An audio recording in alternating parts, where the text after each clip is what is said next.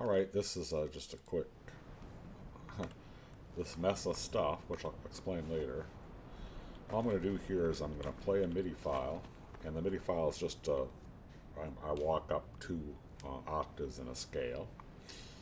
So, and what I'm going to do here is I'm going to trigger a keyboard over here, and you're going to see notes coming on and off.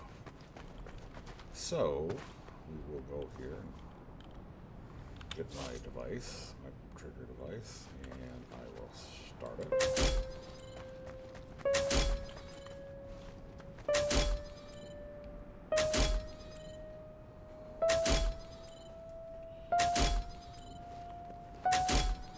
And it's just going to play those notes.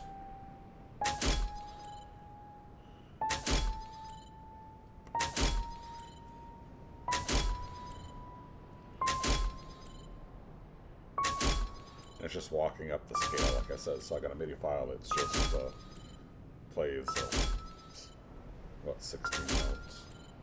Walks up the scale very slowly. And it will go all the way up eventually. And then I'll start over just because I haven't moved. But, so let's see what that is, how I did it.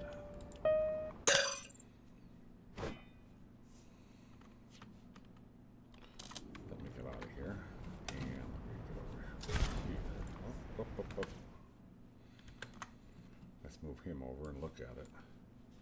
What I've got here, and this is some things that I wish were changed, but they aren't. Again, I've got a song sync device that's got the MIDI file, so it could be any MIDI file. And then what I do is I've got note triggers for each note in the scale. I've got a trigger attached to it because I have to attach a trigger because I can't directly subscribe to a note coming out of here with a piece of verse code. And then I've got a sequence tied to it that turns the key red or white or black, depending on which, if it's a sharp or a regular key. So if you look at that, basically all this is this is looking to, was a C pressed, an octave 5, and what it does is a C pressed on octave 5.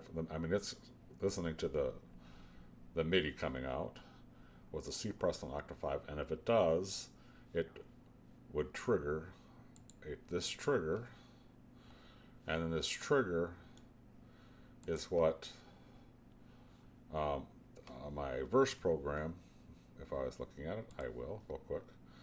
My verse program, my piano visualizer, it is listening for that to happen, that trigger to fire, and when that trigger fires, it goes ahead and when that trigger fires, it's subscribing to those triggers.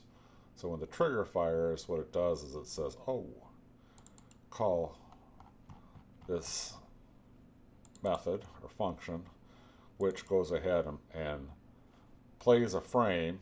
And what it does is it plays a frame. So if I went and looked at that real quick, plays frame 1, waits a certain amount of time, and I just arbitrarily set a time,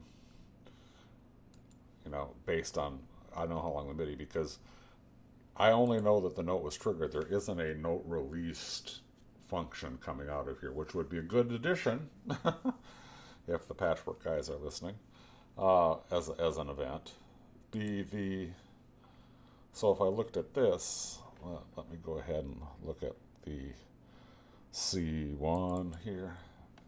All this is basically for the piano key 1 over there, which is a mesh. It's white if I play 0, and it's red if I play 1. I mean, that's all it is. It's just the event. So the event is white or red. Turn the material. So that's I've got, I put a regular MIDI file in here, and it'll play a regular MIDI file. So it is a good visualizer, and it works really. It's kind of clunky just because of the way that I can't get, the API is not as exposed as I would like to see it. But it works, except and also from the fact that it doesn't release the notes correctly. I mean, I don't know if it's released, so I have to arbitrarily just to pick time to change it back from the red back to the either the white or the black, based on a time parameter, not on a key release like I would if I was programming it normally. Okay, that's it. And this is my proof of concept for the music visualizer. Um, this is what I've come up with, and I'll probably make this into some regular looking instead of a piano thing, some regular games and games a player can interact with, much like the Guitar Hero kind of stuff that they've got in the one Epic Festival party game.